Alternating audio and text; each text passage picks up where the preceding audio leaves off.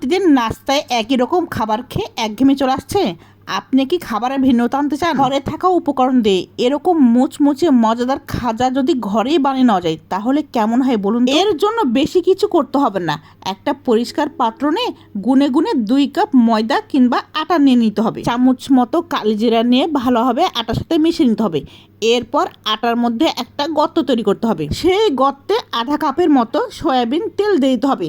এরপর 1 চামচের মতো পানি দিয়ে চামচের সাহায্যে ভালোভাবে নেড়ে নিতে হবে। এরপর আলতো আলতো হবে আটার সাথে মেশাতে হবে।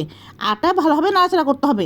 তারপর দেখতে হবে আটা মুঠো করা যায় কিনা। আটা মুঠো করা গেলে অল্প পরিমাণ পানি দিয়ে ভালোভাবে মিশিয়ে নিতে হবে। একবারে পানি দিয়ে দিলে ডো পাতলা হয়ে যেতে পারে।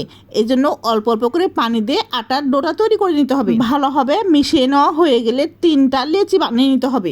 একটা একটা করে লেচি নিয়ে বেলুনিতে সামান্য পরিমাণ আটা ছিটিয়ে দিয়ে রুটি বড় করে বেলে নিতে হবে। রুটি বেলে নেওয়া হয়ে গেলে একটা কৌটোর মুখে রাখা ভালো করে এখানে রুটির পুরুত্ব বেশি মোটা রাখা যাবে না, যতটা সম্ভব চিকন করে বেলে নিতে হবে। এবার একটা পাত্রে 2 চামচ কর্নফ্লাওয়ার নিয়ে সামান্য পানি দিয়ে ভালোভাবে মিশিয়ে নিতে হবে।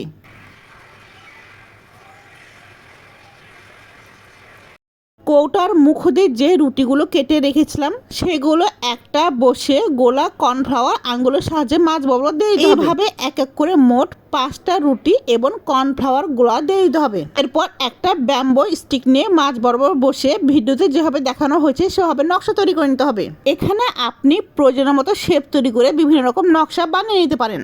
আমার এক এক করে ছোট বড় মাঝারি বিভিন্ন সাইজের খাজা বানিয়ে নেওয়া হয়ে গিয়েছে। এবার সবগুলো ডুবো তেলে ফ্রাই করে নেওয়ার পালা।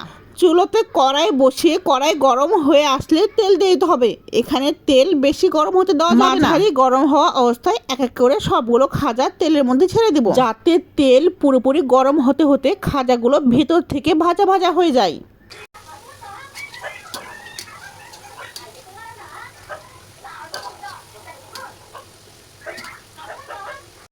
খাজা পুরোপুরি ভাজা ভাজা হয়ে গেলে সবগুলো খাজা কড়াই থেকে উঠিয়ে নেব।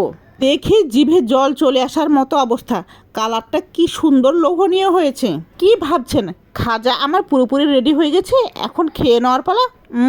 এবার একটা পাতিল নিয়ে 1 কাপ পানি 1/2 কাপ চিনি নিয়ে ভালোভাবে সেরা তৈরি করতে হবে। তারপর সবগুলো খাজার মধ্যে ওপর থেকে ঢেলে দিতে হবে। খাজাগুলো পুরোপুরি সেরার মধ্যে ডুবে যাওয়ার জন্য আধা ঘন্টা রেস্টে রেখে দিতে হবে। আধা ঘন্টা পর ফিরে আসলাম। দেখুন কি সুন্দর রসে টইটুম্বর হয়ে আছে আমার খাজা। যারা কখনো এইভাবে খাজা বানাননি তারা একবার হলো ট্রাই করবেন। এতক্ষণ আমার চ্যানেলের সাথে থাকার জন্য অসংখ্য ধন্যবাদ সবাইকে। চ্যানেলটি সাবস্ক্রাইব করে আরো সুন্দর সুন্দর ভিডিও দিতে সাহায্য করবেন। আসসালামু আলাইকুম।